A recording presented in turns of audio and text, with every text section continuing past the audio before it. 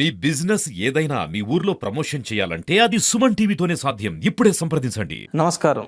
ఆంధ్రప్రదేశ్లో ఉన్న న్యాయవాదులందరికీ కూడా నమస్కారం తెలియజేస్తున్నాను. నేను మీ బాలాజీ యలమంజుల, ప్రభుత్వ న్యాయవాది, హైకోర్టులో ప్రాక్టీస్ చేస్తున్నాను. మీ అందరికీ తెలుసు, నేను బార్ కౌన్సిల్ మెంబర్గా పోటీ చేస్తున్నాను. నా యొక్క సీరియల్ నంబర్ 15.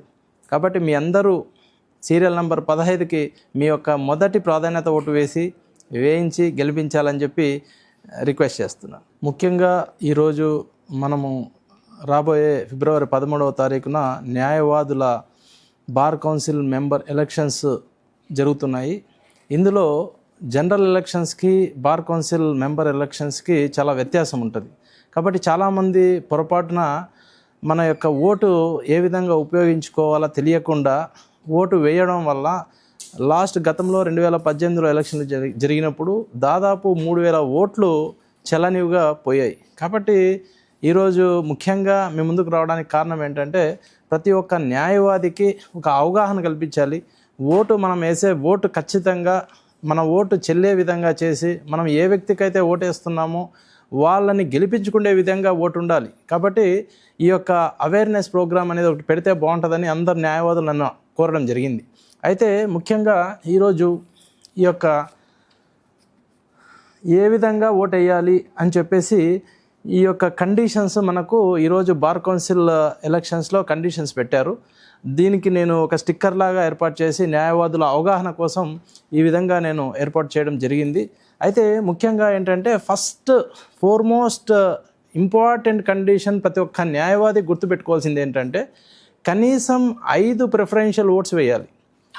5 కన్నా తక్కువ వేస్తే ఆ ఓటు చెల్లకుండా పోతుంది. కాబట్టి ప్రతి ఒక్క న్యాయవాది 5 ప్రిఫరెన్షియల్, సపోజ్ ఇప్పుడు నాకు బాలాజీ యలమంజులకు మీరు ఒక మొదటి ప్రాధాన్యత ఓటు వేయాలనుకున్నప్పుడు నా పేరు పక్కన సీరియల్ నెంబర్ 15 పేరు, దాని పక్కన ONE1 అని చెప్పి అక్షరాల్లో రాయాల్సి ఉంటుంది. అదేవిధంగా మీరు సార్కి నేను చాలా బాగా వేయాలని చెప్పి ఒక ఓటు వేసి ఇచ్చిపెడితే అది ఓటు చెల్లకుండా పోయే ప్రమాదం ఉంది. కాబట్టి మీరు ఒక ఓటు వేసిన తర్వాత, మొదటి ప్రాధాన్యత ఓటు వేసిన తర్వాత రెండవ ప్రాధాన్యత ఓటు సీరియల్తో సంబంధం లేకుండా నాది 15, వీలైతే పైన ఉన్న వాళ్ళకి కూడా 2 ప్రిఫరెన్స్ ఇవ్వచ్చు, కింద ఉన్న వాళ్ళకి 30 వాళ్ళకి ప్రిఫరెన్స్ 2 ఇవ్వచ్చు, లేదంటే 143 మంది నిలబడుతున్నారు కాబట్టి 143వ అభ్యర్థికి కూడా 4వ ప్రిఫరెన్స్ ఇవ్వచ్చు.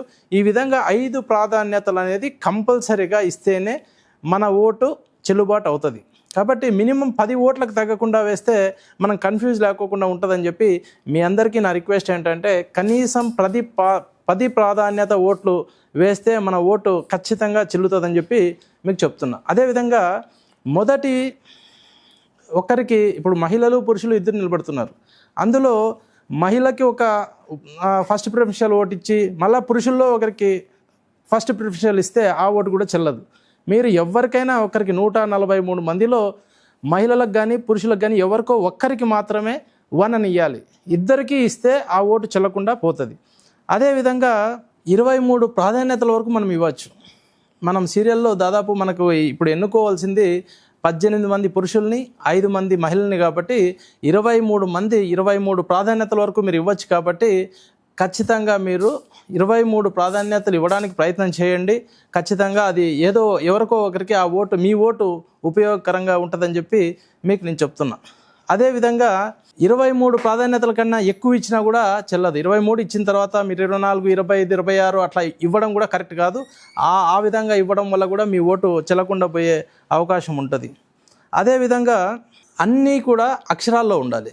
ONE1, TWO2, THRE3, FOUR4, FIVE5, SIX6 ఈ విధంగా ఇంగ్లీష్ నంబర్లలోనే ఇంగ్లీష్ అక్షరాల్లోనే వ్రాయాలి.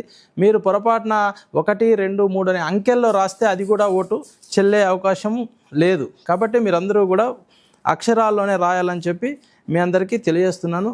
ఈ విధంగా మీరందరూ కూడా నాకు మొదటి ప్రాధాన్యత ఓటు వేయించి గెలిపిస్తారని ఈ యొక్క అవగాహన వీడియో ఒకటి చేద్దామని చెప్పి మన వాళ్ళందరూ చెప్పడం జరిగింది. కాబట్టి మీ అందరికీ రిక్వెస్ట్ చేస్తూ, నమస్కరిస్తూ, ఆంధ్రప్రదేశ్లో ఉన్న న్యాయవాదులందరికీ కూడా నాకు మొదటి ప్రాధాన్యత ఓటు వేయించి గెలిపిస్తారని చెప్పి మనస్ఫూర్తిగా కోరుకుంటున్నాను.